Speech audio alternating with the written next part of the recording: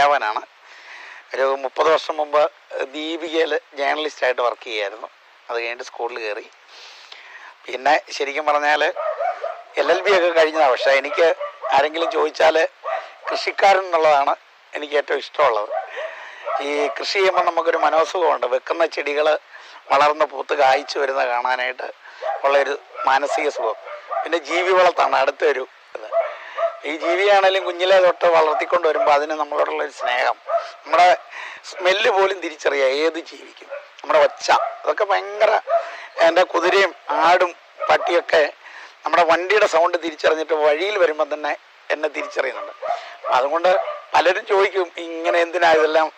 സാമ്പത്തിക ലാഭമല്ല, അതിനപ്പുറത്തോട്ട് മാനസിക സുഖമാണ്.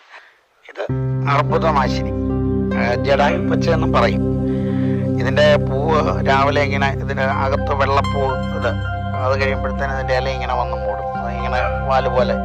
ഇത് സമൂലം കഴിക്കുക എന്നുള്ളതാണ് അർബുദത്തിന് നമ്മുടെ ഉമ്മൻചാണ്ടി സാറ് കഴിച്ച മരുന്ന് ഈ അർബുദനാശിനി എന്ന് പറയുന്നത്. ഇതിപ്പം പലയിടത്തായിട്ട് ഉണ്ട്.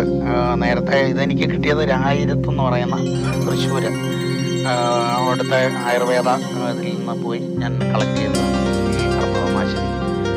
എൻ്റെ ഇവിടുന്ന് തന്നെ ഒരുപാട് പേര് കൊണ്ടുപോയിട്ടുണ്ട്.